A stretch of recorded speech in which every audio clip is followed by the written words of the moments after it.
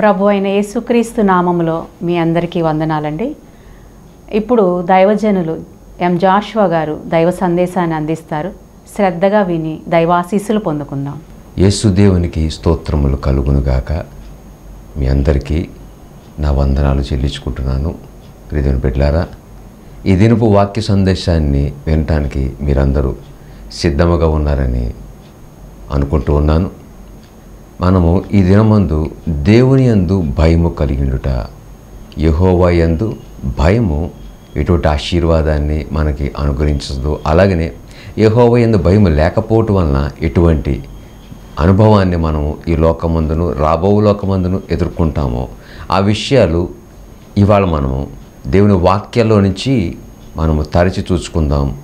ప్రియదేవుని సంగమా, ఈ ఉదయకాలమందు మనతోటి ప్రభు మాట్లాడుతున్న మాట ఇర్మియా గ్రంథంలో మనం చూస్తే 5వ అధ్యాయంలో 22వ వచనం కనుక మనం గమనిస్తే, సముద్రము దాటలేకుండునట్లును దాని తరంగములు ఎంత కొర్లినను అవి ప్రబలలేకయు ఎంత ఘోషించినను దాని దాటలేకయు ఉండునట్లును మిథ్య నిర్ణయము చేత దానికి ఇసుకను సరిహద్దుగా నియమించిన నాకు మీరు భయపడరా?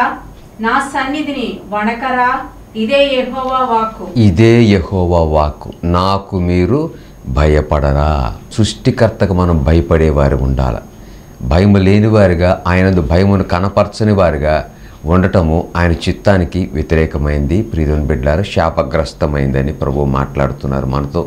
సృష్టికర్త స్వయంభవుడు, సమస్తాన్ని నోటి మాట చేత కలుగజేసిన దేవుడు. మనం ముందు చదువుకున్న ఆ వచనంలో చూస్తే, నేను సముద్రాన్ని దాని యొక్క తరంగాల్ని దాటకుండగా దాని సరిహద్దులు నియమించిన వాడిని, నేను సృష్టికర్తను, నాకు మీరు భయపడాలా అని ప్రభువు మాట్లాడుతున్నారు. ప్రియమైన బిడ్డలారా, ఇవాళ మన భయము దేవుని పట్ల తప్ప మిగతా అన్నిటిలోనూ మనం భయపడతామేమో. వ్యక్తులకు భయపడుతూ ఉంటాం, పరిస్థితులకు భయపడుతూ ఉంటాము, ఆయా స్థితిగతులకు భయపడుతుంటాము. కానీ మనము దేవునికి మాత్రం భయపడే విషయంలో ఎంతవరకు మనము ముందుకు సాగుతున్నాము, ఎంతవరకు పరిపూర్ణమైన భయం మన ప్రభు పట్ల కలిగి ఉన్నాము అనేది మనం తెలుసుకోవలసిన వారమై ఉన్నాము.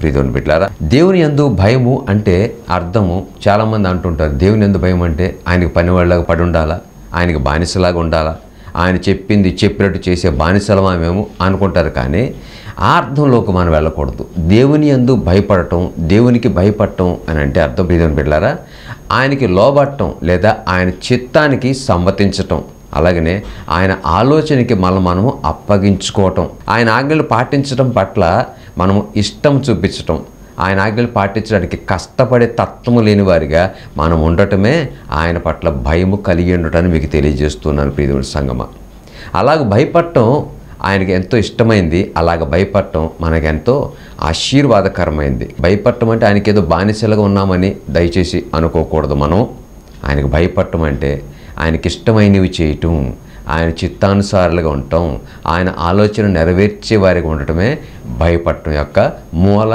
అర్థమైంది. ప్రియమైన బిడ్డలారా, చూస్తే కీర్తన గ్రంథము 36వ అధ్యాయంలో మొదటి వచనాన్ని కనుక మనం గమనిస్తే, భక్తిహీనుల హృదయములో అతిక్రమము దేవోక్తి వలె పలుకుచున్నది, దాని దృష్టి ఎదుట దేవుని భయము బొత్తిగా లేదు. దేవుని భయం ఎవరికి లేదంట. ఇక్కడ ఉన్న వచనంలో చూస్తే భక్తిహీనుల హృదయములో దేవుని యందు భయము ఉండదంట. ప్రియమైన బిడ్డలారా, దేవుని యందు భయపడిన వాడు భక్తిహీనుడు. భక్తిహీనుకు దొరికేది నిత్య నాశనమే, నిత్య నరకమే. ప్రియమైన బిడ్డలారా, దయచేసి ఈ విషయాన్ని గుర్తుంచుకోండి. భయము లేనివాడు, దేవుని పట్ల భయము కనపరిచిన వాడు భక్తిహీనుడు. ఆ భక్తిహీనుల జాబితాలో నీ పేరు కూడా రాయబడాలని నువ్వు అనుకుంటున్నావా? ఎవరు అనుకోము కదా. కాబట్టి దాన్ని సరి చేసుకోవాలి మనం. అలాగనే యెషయా గ్రంథంలో మనం చూస్తే 33వ అధ్యాయంలో 6వ వచనం, నీ కాలములో నియమింపబడినది స్థిరముగా నుండును, రక్షణ బాహుళ్యమును బుద్ధి జ్ఞానముల సమృద్ధియు కలుగును, యెహోవా భయము వారికి ఐశ్వర్యము. యెహోవా భయము వారికి ఐశ్వర్యము. ఐశ్వర్యం ఎవరు కాదంటారు, ఎవరు వద్దంటారు. అయితే ఈ లోక సంబంధమైన విషయాల పట్ల భయము, మనుషుల భయము లేకపోతే పరిస్థితుల భయము, ఈ భయము ఒకవేళ నీకు ఐశ్వర్యాన్ని కలిగించవచ్చేమో, కానీ ఆ ఐశ్వర్యము ఈ లోకం వరకే పరిమితం అయిపోతుంది. ప్రియమైన బిడ్డలారా, కానీ దేవుని యందు భయము నీకు ఈ లోక సంబంధమైనది, పరలోక సంబంధమైనది, అంటే ఈ జీవన సంబంధమైన ఐశ్వర్యంతో పాటు మనము ఈ లోకాన్ని విడిచిపెట్టి వెళ్ళిపోయిన తరువాత కూడా ఒక గొప్ప ఐశ్వర్యము ప్రియదేవుని సంగమ మనకి ప్రభు అనుగ్రహిస్తారు. అటువంటి భయము మనం ప్రభు పట్ల కలిగి ఉంటే ప్రియదేవుని బిడ్డలారా, అలాగే మనం ముందుకు సాగితే గనక ఈ లోక సంబంధమైన ఆశీర్వాదములు అలాగనే పరలోక సంబంధమైన ఆశీర్వాదాలు కూడా దేవుని పట్ల సృష్టికర్త అయిన యేసయ్య పట్ల మనం భయము కనపరిచిన వారమైతే పొందుకుంటాం. అది ఆ విషయాలు మనం వాక్యం నుంచి తెలుసుకోవడానికి ప్రయత్నం చేద్దాం. శ్రద్ధగా మీరు వినాలని ఆశపడుతున్నాను.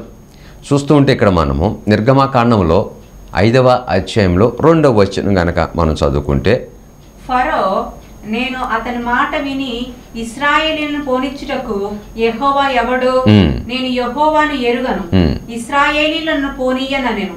ప్రభువు మోషేని ఫరో దగ్గరికి పంపించి ఆయన ప్రజలను తన్ను ఆరాధించడానికి విడిపించమని మాట్లాడినప్పుడు ఫరో అంటున్న మాట, ఇజ్రాయెల్ జనాంగాన్ని పంపించమని మాట్లాడినప్పుడు ఫరో అంటున్న మాట యెహోవా ఎవడు అంటే దేవునికి భయపడేవాడు ఉన్నాడా? ఫరో లేడే లేడు. ప్రియదేవుని బిడ్డలారా, దేవునికి భయపడని ఫరో కావచ్చు ఈ లోకమందు బహుభాగ్యవంతమైన దేశము ఐగుప్తు దేశము ప్రియదేవుని బిడ్డలారా, కానీ ప్రపంచానికే ఎంతో రిచెస్ట్ కంట్రీగా ఉన్న ఆ ఐగుప్తు ఫరో సామ్రాజ్యం దేవుణ్ణి ఎరుగదు, దేవునికి భయపడదు. ఎలా పతనమైపోయిందో తర్వాత మనకు అందరికీ తెలుసు. ఇంకా చూస్తే ఫరో అంటున్న మాటలు, ఫరో యొక్క ప్రవర్తన, దేవుని యందు భయము లేని విధానము మనం చూస్తాము. నిర్గమకాండము 9వ అధ్యాయంలో 20వ వచనంలో గనక మనము చదువుకుంటే, ఫరో సేవకులలో యెహోవా మాటకు భయపడిన వాడు తన సేవకులను తన పశువులను ఇంట్లలోనికి త్వరగా రప్పించెను. అయితే యెహోవా మాట లక్ష్య పెట్టని వాడు తన పనివారిని తన పశువులను పొలములో ఉండనిచ్చెను. యెహోవా నీ చెయ్యి ఆకాశం వైపు చాపుము, ఐగుప్తు దేశమందలి మనుషుల మీదనో జంతువుల మీదనో పొలముల కూరలన్నిటి మీదనో వడగండ్లు ఐగుప్తు దేశమందంతటా పడునని మోషేతో చెప్పెను. మోషే తన కర్రను ఆకాశం వైపు ఎత్తినప్పుడు యెహోవా ఉరుములను వడగండ్లను కలగచేయగా పిడుగులు భూమి మీద పడుచుండెను. యెహోవా ఐగుప్తు దేశము మీద వడగండ్లు కురిపించెను. అలాగు వడగండ్లను వడగండ్లతో కలిసిన పిడుగులను బహు బలమైన వాయెను. ఐగుప్తు దేశం అనంతటను అది రాజ్యమైనది మొదలుకొని ఎన్నడూను అట్టివి కలుగలేదు.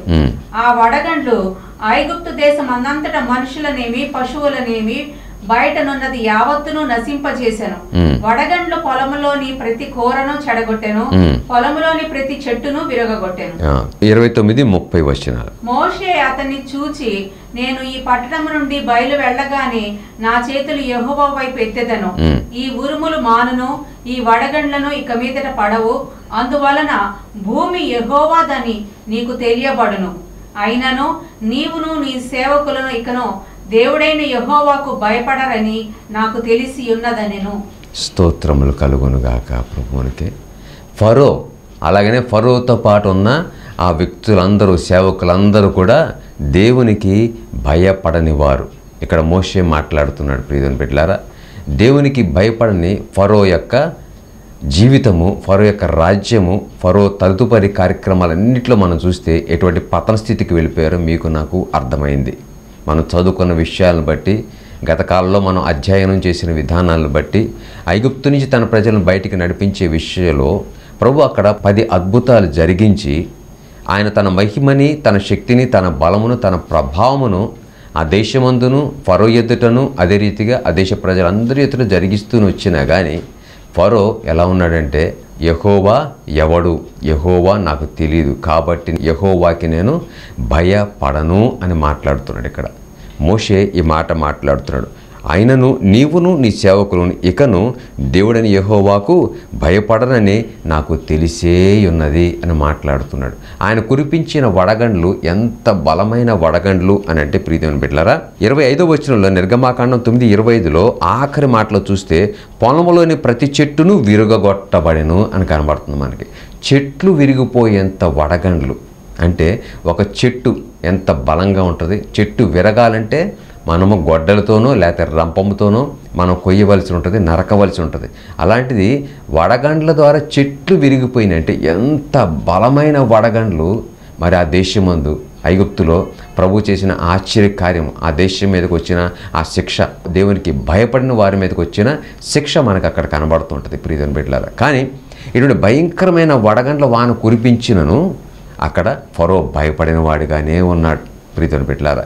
కానీ ముందు వచ్చి చూస్తే కొంతమంది ఆయనకు భయపడంట వాళ్ళ తమ పశువులను మనుషులను తీసుకుని లోపల ఉన్నారంట, ఇళ్లలో ఉన్నారంట, వాళ్ళు సంరక్షింపబడ్డారు. కానీ ఎవరైతే బయట ఉన్నారో భయపడక, ఎవరైతే బయట ఉన్నారో, ఎందుకు వీళ్ళందరూ బయట ఉన్నారు అని అంటే వీళ్ళు దేవునికి భయపడని వారు. దేవుడు చెప్పాడు కానీ భయపడని వారంటే ఇక్కడ లోబడని వారు.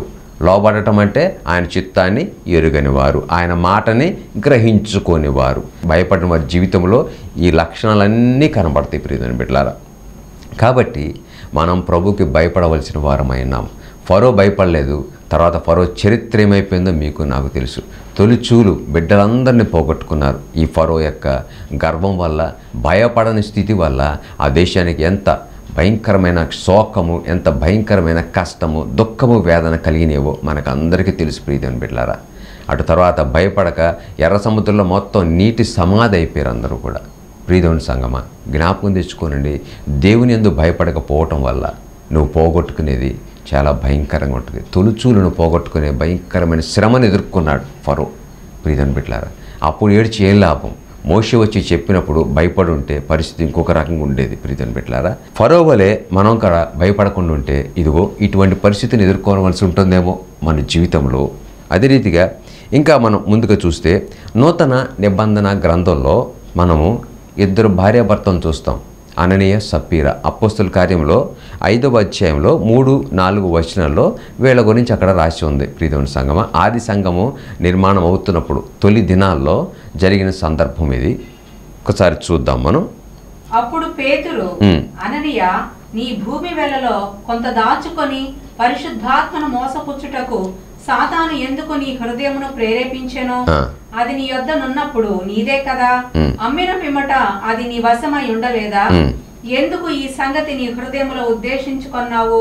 నీవు మనుషులతో కాదు దేవునితోనే అబద్ధమాడితివని వానితో చెప్పాను. భయము లేని తత్వం కలిగిన వాళ్ళు వీళ్ళిద్దరు, అననీయ సప్పీరాలు. దేవుడు వాళ్ళని చూస్తున్నాడని, దేవుడు ప్రభు సృష్టికర్త అయిన యేసయ్య వారు చేసే ప్రతి పనిని ఆయన చూస్తున్నాడు. ఆయన కొనుకని దేవుడు, నిద్రపోని దేవుడై ఉన్నాడని వాళ్ళు గ్రహించలేకపోయారా? తెలిసి వాళ్ళు దానిని పట్టించుకోలేకపోయారా? అదంతా మనకు తెలియదేమో. కానీ ఇక్కడ వాళ్ళు చేస్తున్న పనిని బట్టి చూస్తే, వాళ్ళు చేసిన కార్యాన్ని బట్టి చూస్తే వాళ్ళు అలాగే ఉన్నారని అనిపిస్తూ ఉంటుంది మనకి. ప్రియమైన బిడ్డలారా, చూస్తుంటే దేవునితోనే అబద్ధమాడే స్థితికి వీళ్ళు వెళ్ళిపోయారు. దీనివల్ల భయము లేకపోవటం వల్ల. దేవుడు తమను చూస్తున్నాడని, ప్రభు వాళ్ళని గమనిస్తున్నారని ఆయన హృదయాలోచన ఎరిగిన దేవుడు మనకు అందరికీ తెలుసు. ఇది గ్రహించుకోలేకపోయారా? భయము లేకపోవటం చేత వీళ్ళు ఏమైపోయారు మనకందరికీ తెలుసు. అననీయ సప్పీరాలు అందరూ ఆ దినాల్లో ఆది సంఘము నిర్మాణం అవుతున్నప్పుడు సంఘంలోకి వచ్చిన వాళ్ళందరూ తమ స్థిర చరాస్తులన్నీ కూడా అమ్మి అపోస్తలుల పాదాల దగ్గర పెట్టేసేవారంట. వీరు కూడా అలాగే చేశారు. ముందు ఉన్న స్థిర చరాస్తులన్నీ అమ్మేశారు. అమ్మేసిన తర్వాత వచ్చిన ఆ రొక్కాన్ని తీసుకుని వెళ్ళేటప్పుడు మాత్రం వీళ్ళ ఆలోచన మారిపోయింది. ఎందుకని? దేవుని యందు భయపడిన వారుగా వీరుంటే వీరు అలా చేయగలిగి ఉండేవారా? లేనే లేదు. దేవుని పట్ల భయం కలిగి ఉంటే వీళ్ళు అలా మరణించవలసిన స్థితి వచ్చేదా? కానే కాదు కదా ప్రియమైన బిడ్డలారా. కాబట్టి దేవుని యందు భయం లేకపోవటం, అమ్ముకున్నారు, ఇంట్లో దాచిపెట్టుకున్నారు, ఏమైనా ఉపయోగపడిందా వారికి? దాన్ని ఏమైనా అనుభవించగలిగారా ప్రియమైన సంగమా? కాబట్టి జ్ఞాపకం తెచ్చుకోండి ప్రియమైన బిడ్డలారా, దేవుని యందు భయం లేకపోవటము నిన్ను గర్వించేవాడిగా చేస్తుంది ఫరోకులాగా. దేవుని యందు భయం లేకపోవటం దేవునితోనే అబద్ధమాడేవాడిగా నిన్ను ఉంచబెడుతుంది. దేవుడు గుడ్డివాడిగా నువ్వు అనుకుంటావు, దేవుడు విననివాడిగా నువ్వు అనుకుంటావు. ఆయన చెవులుండి వినలేనివాడు కాదు, కన్నులుండి చూడలేనివాడు కాదన్న ఆలోచన నీ హృదయానికి మరుగైపోతుందేమో ప్రియమైన బిడ్డలారా. కాబట్టి దేవునితో భయము కలిగి మనం ప్రవర్తించటము, దేవుని ఎడల భయము కలిగి మనం జీవించటము చాలా గొప్ప ఆశీర్వాదాన్ని ఇస్తుంది. అది లేకపోవటం ద్వారా ఇదిగో ఇటువంటి గొప్ప శాపాన్ని మనకి తీసుకుని రావడానికి మనము ద్వారాలు తెరిచినట్టే. దేవుని యందు భయం లేకపోవటం ప్రియమైన బిడ్డలారా ఒక విధంగా చెప్పాలంటే సాతానికి లోబడటమే, సాతాను చెప్పిన మాటని అంగీకరించటమే. పరిశుద్ధాత్మని మీరు ఎందుకని దుఃఖపరిచారు అని మాట్లాడుతున్నాడు పేతురు. ఎందుకని వీళ్ళు దుఃఖపరిచారు? పరిశుద్ధాత్మ దేవుని దుఃఖపరిస్తే మనకు ఆశీర్వాదం కలుగుతుందా? భయము లేకపోవటం వల్ల మనం పరిశుద్ధాత్మని దుఃఖపరిచే వారికి ఉంటాం. భయం లేకపోవటం వల్ల మన దేవుని సేవకులకి, దేవుని మాటకి, దేవుని చిత్తానికి లోబడం ఫరోకులాగా. ప్రియదేవుని బిడ్డలారా, కాబట్టి మనం ఆయన యందు భయము కలిగి ఉంటాం. మనకి గొప్ప ఐశ్వర్యము ఈ లోకమందు, రాబో లోకమందు కూడా. ఆ విషయాలు మనం ముందుకు వెళ్ళే కొద్దీ మనం తెలుసుకోవడానికి ప్రయత్నం చేద్దాం ప్రియదేవుని బిడ్డలారా. కాబట్టి విన్న మాటలు మీ అందరి హృదయాలు ఉండాలని కోరుకుంటూ, నిర్గమకాండంలో మనం 1వ అధ్యాయంలో మనం చూస్తే 15 నుంచి 21వ వచనం వరకు అక్కడ మనకి షీఫ్రా, పూయా అనే 2 మంత్రసాలను కనబడతారు. వాళ్ళు చేసిన పని ఎలాగుంది, ఎందుకు వాళ్ళు చేశారు అనేది మనం చదువుకుందాం. మరియు ఐగుప్తు రాజు షీఫ్రా, పూయా అను హెబ్రీల మంత్రసానులతో మాట్లాడి, మీరు హెబ్రీ స్త్రీలకు మంత్రసాని పని చేయుచు వారిని కాన్పు పీటల మీద చూచినప్పుడు మగవాడైన ఎడల వారిని చంపుడి, ఆడుదైన ఎడల దాని బ్రతికనీయుడని వారితో చెప్పెను. అయితే ఆ మంత్రసానులు దేవునికి భయపడి ఐగుప్తు రాజు తమకు ఆజ్ఞాపించినట్లు చేయక మగ పిల్లలను బ్రతికనీయగా, ఐగుప్తు రాజు ఆ మంత్రసానులను పిలిపించి, మీరెందుకు మగ పిల్లలను బ్రతకనిచ్చితిరి, ఈ పని ఎలా చేసితిరి అని అడిగెను. అందుకు ఆ మంత్రసానులు, హెబ్రీ స్త్రీలు ఐగుప్తు స్త్రీల వంటి వారు కారు, వారు చురుకైన వారు.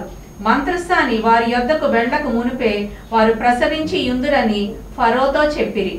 దేవుడు ఆ మంత్రసానులకు మేలు చేసెను. ఆ జనము విస్తరించి మిక్కిలి ప్రబలెను. ఆ మంత్రసానులు దేవునికి భయపడినందున ఆయన వారికి వంశాభివృద్ధి కలుగచేసెను. స్తోత్రములు కలుగునుగాక. ఆమేన్.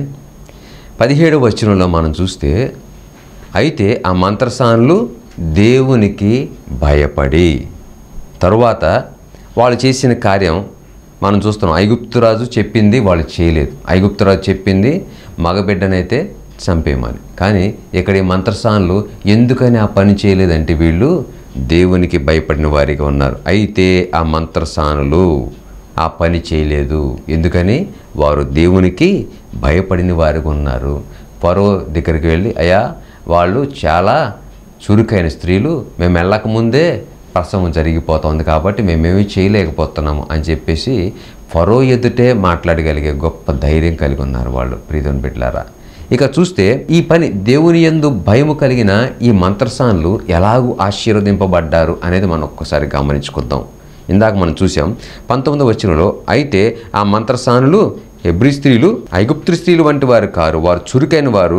మంత్రసాని వారి యొద్దకు వెళ్ళక మునిపే వారు ప్రసవించి యుందరని ఫరోతో చెప్పారు. దేవుడు ఆ మంత్రసానులకు మేలు చేసెను. 20వ వచనం, ఆ జనము విస్తరించి మిక్కిలి ప్రబలెను. మంత్రసానులు దేవునికి భయపడినందున ఆయన వారికి వంశాభివృద్ధి కలుగజేసెను. ఎన్ని ఆశీర్వాదాలు ఉన్నాయి ఇక్కడ ప్రియదేవుని బిడ్డలారా అంటే, ఆ మంత్రసానులకైనా మేలు చేశారు. తర్వాత ఆ జనం మిక్కిలి విస్తరించి ప్రబలారు. 2వ ఆశీర్వాదము. 3వది, ఆ మంత్రసానులు దేవునికి భయపడినందున ఆయన వారికి వంశాభివృద్ధిని కలుగజేశాడు. ప్రియదేవుని బిడ్డలారా, ఇక్కడ ఎన్ని ఆశీర్వాదాలు, 3 రకాలైన ఆశీర్వాదాలు. మేలు జరుగుతూ ఉంది, వాళ్ళ జీవితంలో మేలు చూస్తూ ఉన్నారు. నీ జీవితంలో మేలు కలగట్టేది నువ్వు ఒకవేళ ఎదురు చూస్తూ ఉన్నావేమో, మేలు కొరకు నువ్వు ఆశపడుతున్నావేమో, అలాగనే నీ బిడ్డలు వృద్ధి చెందాలని నువ్వు ఆశపడుతున్నామో, నీకు వంశాభివృద్ధి చెందాలి అంటే నీ బిడ్డలందరూ ఆశీర్వదించబడాలని నువ్వు ఆశపడుతున్నావేమో, నీ బిడ్డలందరికీ దీవెన కలగాలని, నువ్వు మేలు అనుభవించే వాడిగా ఉండాలని, మేలు చేత నువ్వు తృప్తిపరచబడాలని నువ్వు కోరుకుంటున్నావేమో, ఒకవేళ నీ జీవితంలోనికి అవి రావట్లేదు, అవి నీకు కలగట్లేదేమో, సరి చేసుకుందాం ప్రియదేవుని బిడ్డలారా. నువ్వు దేవుని యందు కనపరచవలసిన భయాన్ని నువ్వు కనపరచట్లేదేమో. భయపడిన మంత్రసాలను ఆశీర్వదించాడు ఆయన. భయపడిన మంత్రసాల యొక్క వంశాభివృద్ధిని కలుగజేశాడు. వారు విస్తరించి ప్రబలేలాగా చేశాడు ప్రియదేవుని బిడ్డలారా. ఈ రీతిగా మీరు నేను ఆశీర్వదించబడాలి. క్రైస్తవ సమాజం అంతా కూడా ఆశీర్వదించబడాలని ప్రభువు కోరుకుంటున్నారు. అందుకని ఆయన అంటున్నారు, నాకు భయపడు అంటున్నారు ప్రియదేవుని బిడ్డలారా. ఈ భయము అనేది ఎంత గొప్ప ఆశీర్వాదాన్ని తీసుకొస్తుంది. భయం లేకపోవటం ముందు చూసాం మనం అననే సప్పీరా విషయంలో, అదే రీతిగా ఫరో విషయంలో. భయపడిన మంత్రసానులు ఎంత గొప్పగా ఆశీర్వదించబడ్డారు. నీవు కూడా ఇలా గనక భయపడగలిగితే, ఇదిగో మేలు చేసేవాడిగా ప్రభు నీ జీవితాన్ని మార్చివేస్తారు. మేలుకరమైన జీవితంగా నీ జీవితం మార్చబడుతుంది. నువ్వు మిక్కిలి ప్రబలే విధంగా, నువ్వు విస్తరించే విధముగా ప్రభు నిన్ను ఆశీర్వదిస్తారు ప్రియదేవుని బిడ్డ. అదే రీతిగా నీకు వంశాభివృద్ధిని కలగజేస్తాడు. గొప్ప ఆశీర్వాదాలు ప్రభు నీకు ఇచ్చేవారు ఉంటారు. భయపడితే భయపడకపోతే నిర్ణయించుకుందాం ఈ దినమందు ప్రీతిని బిడ్డలారా. ఇంకా చూస్తే మనం అబ్రహాం విషయంలో మన విశ్వాసులకు తండ్రిగా దేవుని చేత పిలువబడిన అబ్రహాము యొక్క భయము ఎలాగుందో మనం చూద్దాం. భయపడటం వల్ల అబ్రహాము ఎలాగో ఆశీర్వదింపబడ్డాడో మనం చూద్దాం. ఆదికాండం 22వ అధ్యాయం 12 నుంచి 18 వచనం వరకు. అప్పుడు ఆయన చిన్నవాని మీద చెయ్యి వేయకము, అతని నేమియో చేయకము, నీకు ఒక్కడయ్యున్న నీ కుమారుని నాకియ్య వెనుతీయలేదు గనక నీవు దేవునికి భయపడువాడవని ఇందువలన నాకు కనపడుచున్నదనెను. అప్పుడు అబ్రహాము కన్నులెత్తి చూడగా పొదలో కొమ్ములు తగులుకొని ఉన్న ఒక పొట్టేలు వెనక తట్టున కనపడెను. అబ్రహాము వెళ్లి ఆ పొట్టేలను పట్టుకొని తన కుమారునికి మారుగా పెట్టి దహన బలిగా అర్పించెను. అబ్రహాము ఆ చోటికి యెహోవా ఈరే అని పేరు పెట్టెను. అందుచేత యెహోవా పర్వతం మీద చూచుకొనును అని నేటి వరకు చెప్పబడును. యెహోవా దూత రెండవ మారు పరలోకము నుండి అబ్రహామును పిలిచి ఇట్లనెను, నీవు నీకు ఒక్కడే అయ్యున్న నీ కుమారుని ఇయ వెనుతీయక ఈ కార్యము చేసినందున నేను నిన్ను ఆశీర్వదించి ఆకాశ నక్షత్రముల వలెను సముద్ర తీరమందలు ఇసుక వలెను నీ సంతానమును నిశ్చయముగా విస్తరింప చేసేదను. నీ సంతతి వారు తమ శత్రువుల గవిని స్వాధీనపరచుకొందురు. మరియు నీవు నా మాట వినినందున భూలోకములోని జనములన్నీయు నీ సంతానము వలన ఆశీర్వదించబడును. నా తోడని ప్రమాణం చేసి ఉన్నానని యెహోవా సెలవిచ్చెననెను. స్తోత్రములు కలుగునుగాక. భయపడిన అబ్రహాము 12వ వచనంలో మనం చూస్తే, దీని వలన నీకు ఒక్కడైనా నీ కుమారు నాకు వెనుతీయలేదు గనుక నీవు దేవునికి భయపడువాడవని ఇందువలన నాకు కనబడెను. అబ్రహాము దేవునికి భయపడేవాడిగా ఉన్నాడు ప్రీతం బిడ్డలారా. భయపడిన అబ్రహాము ఏమి సంపాదించుకున్నాడంటే దేవుని యందు భయము నీకు ఎంత గొప్ప కార్యం చేస్తుందో ఇక్కడ మనం కనుగొనగలుగుతాం ప్రీతం బిడ్డలారా. ఎలాగో అంటారేమో, మన దేవుడు ఉన్నది లేనట్టుగాను లేనిది ఉన్నట్టుగాను చేయగల దేవుడు. ఆయన శూన్యము నుంచి సృష్టించే దేవుడు, ఆయన కలగజేసే దేవుడు ఆయన. ఇక్కడ నీ జీవితంలో అనేకమైన పరిస్థితులను ఎదుర్కొంటున్నావేమో, విషమకరమైన పరిస్థితులు, నువ్వు ఎదుర్కోలేని పరిస్థితులు. ఆ పరిస్థితుల నుంచి బయటికి రావడానికి ఒక అద్భుత కార్యం నీ జీవితంలో జరగాలి, ఒక ఆశ్చర్య కార్యం నీ జీవితంలో జరగవలసిన అవసరం ఉందేమో. కానీ అది జరిగించబడటానికి అవకాశాలు లేవేమో, అది జరిగించబడటానికి అనుకూలమైన పరిస్థితులు లేవేమో. నీవు కనుక అబ్రహాం వలె దేవునికి భయపడేవాడిగా ఉంటే నీ జీవితంలో ప్రియమైన బిడ్డలారా నీకు సహాయము అద్భుతంగా అందుతుంది. నీవు సమస్య నుంచి విడిపించబడటానికి అవసరమైన మార్గాలు ఇదిగో ప్రభు నీకు ఆశ్చర్యకరమైన రీతిలో ఆయన మార్గాలు తెలియజేస్తాడు. ఇక్కడ తన కుమారుని బలివమన్నాడు, ఆ బలివటానికి కుమారుని తీసుకుని వచ్చాడు. కానీ తర్వాత మనం చదువుకున్న లేఖనాలు చూస్తే, నువ్వు భయపడినందున ఇందువల్ల నువ్వు నాకు భయపడ్డావు కాబట్టి ఇదిగో బలి కొరకు అప్పుడు దాకా అక్కడ ఏ గొర్రె పొట్టేలు కనబడలేదు, కానీ ఉన్నట్టుండి అక్కడ ఒక గొర్రె పొట్టేలు మనకు కనబడుతోంది ప్రియదేవుని సంగమ, ప్రియదేవుని బిడ్డలారా. అంటే నీ జీవితంలో ఎదుర్కొనే ప్రతి పరిస్థితిలోనూ, నువ్వు జయించలేని ప్రతి పరిస్థితిలోనూ, నువ్వు గెలవలేని ప్రతి పరిస్థితిలోనూ ఆశ్చర్యకార్యం అవసరమే ఉంది. ప్రభు తన ఆశ్చర్యకార్యం నీ జీవితంలో కనపరచవలసిన వాడుగా ఉన్నారు. కానీ అది ఎప్పుడు బయలుపరచబడుతుంది అంటే ఆయనకి నువ్వు భయపడినప్పుడే. అప్పుడు దాకా లేని ఆ గొర్రె ఉన్నట్టుండి అక్కడ ప్రత్యక్షమవటం మనం చూసాం ప్రియదేవుని బిడ్డలారా. ఎప్పుడు జరిగింది ఇది? భయపడటం వల్ల.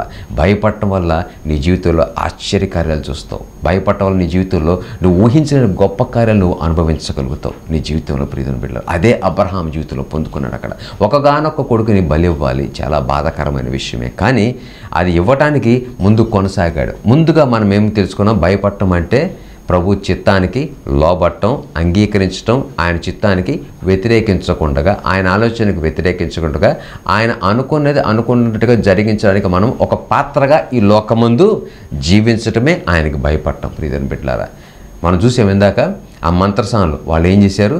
దేవుని చిత్తం ఇశ్రాయేలు జనాంగం ప్రబలాలి, అందుకని వాళ్ళు దేవుని చిత్తానికి లోబడ్డారు, దేవుని ఆలోచనకు లోబడ్డారు, దేవుని తలంపులకి వాళ్ళు తమ్మును తామే ఫరో ఎదుట అప్పగించుకున్నారు. చంపినా పర్వాలేదు అనుకున్నారేమో ప్రియమైన బిడ్డలారా. కాబట్టి మనం ఈ విషయాలు గుర్తుంచుకుని ముందుకు సాగవలసిన వారమైనాం. ఎంత గొప్పగా ఆశీర్వదించబడ్డాడు. తర్వాత అబ్రహాం ఈ లోకానికి విశ్వాసులకు తండ్రిగా ఉన్నాడు. అలాగనే తన బిడ్డలందరూ లోకానికి ఆశీర్వాదకరమైన వారిగా మార్చివేయటం మనం చూస్తాం ప్రియమైన బిడ్డలారా. ఇలాగా మనం చూస్తుంటే సిలువలో దొంగను మనం చూస్తాం. లూకా సువార్తలో 23వ అధ్యాయము 40వ వచనం చదివితే, అయితే రెండవ వాడు వానిని గద్దించి నీవు అదే శిక్షా విధిలో ఉన్నావు గనుక దేవునికి భయపడవా. అలాగనే 23:43 లూకాసు. అందుకు ఆయన వానితో నేడు నీవు నాతో కూడా పరదైసులో ఉందవని నిశ్చయముగా నీతో చెప్పుచున్నాను. స్తోత్రములు కలుగునుగా. ఇక్కడ యేసుక్రీస్తు ప్రభువు శిలువలో ఆయన వేలాడుతుంటే ఆయనకి కుడివైపున ఒకరు, ఎడమవైపున ఒకరు. ఒక దొంగ ఆయన పట్ల భయము కనపరచని వాడిగా ఆయనతో మాట్లాడుతున్న విధానం ప్రియమైన బిడ్డలారా. ఇంకొక దొంగ ఆయనకి భయపడిన వాడిగా మాట్లాడుతున్న విధానం. ఈ భయపడిన ఈ దొంగ, భయపడిన ఆ దొంగ. భయపడిన దొంగకి యేసుక్రీస్తు ప్రభువారు ఎలా కనబడ్డారు, భయపడిన దొంగకి యేసుక్రీస్తు ప్రభువారు ఎలా కనబడ్డారు. నిత్య జీవం ఇచ్చే రక్షకుడిగా కనబడ్డాడు భయపడిన దొంగకు ప్రియమైన సంగమా. అదే రీతిగా ఇంకొక దొంగకి మామూలు వ్యక్తిగానే అతను మాట్లాడుతున్న మాట మీకు అందరికీ తెలుసు. అనేకసార్లు మనం ధ్యానం చేసాం ఆ విషయాలన్నీ కూడా.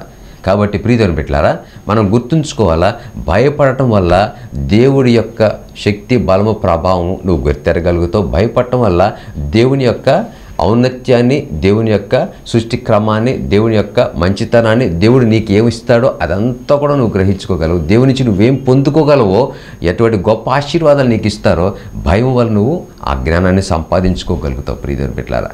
మనం చూస్తుంటే ఇక్కడ రెండవ దొంగ ఏం మాట్లాడుతున్నాడు, నీవు దేవునికి భయపడవా అంటే మొదటి దొంగ దేవునికి భయపడలేదు. ఏం పొందుకున్నాడు, నిత్య నరకాన్ని పొందుకున్నాడు. ఈ రెండవ దొంగ దేవునికి భయపడ్డాడు. భయపడి దేవునితో, ప్రభుతో మాట్లాడుతున్నాడు. నీవు నీ రాజ్యంలోకి వచ్చినప్పుడు నన్ను జ్ఞాపకంగా తెచ్చుకోయ్యా అని అడిగాడు ప్రియమైన బిడ్డలారా. దాన్ని బట్టి ఏం పొందుకున్నాడు శిలువలో దొంగ, నేడు నీవు నాతో కూడా పరదేశునందు అని నిశ్చయముగా నీతో చెప్పుచున్నాను అన్న మాట, అన్న గొప్ప ఆశీర్వాదాన్ని. భయపడటం వల్ల ఈ లోక సంబంధమైన ఆశీర్వాదాలు మాత్రమే కాదు, కానీ యోసేపు భయపడిన వాడిగా ఉన్నాడు. ఎంత గొప్పగా ఆశీర్వదింపబడ్డాడో మనకు తెలుసు ప్రియమైన బిడ్డలారా. చూస్తుంటే మనకి అబ్రహాము, అలాగనే షిప్రా, పుయాలు భయపడ్డారు. వాళ్ళు ఎంత గొప్పగా దీవించబడ్డారో మనకు చూస్తున్నాం ప్రియమైన బిడ్డలారా.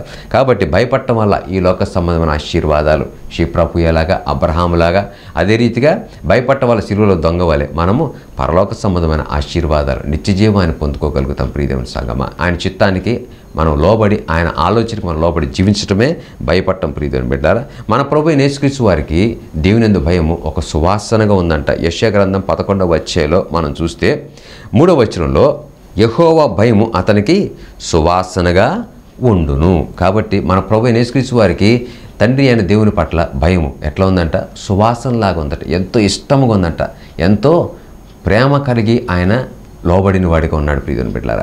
అలాగూ భయపడిన యేసుక్రీస్తు ప్రభు వారు ఎంత గొప్పగా ఆశీర్వదించబడ్డారు.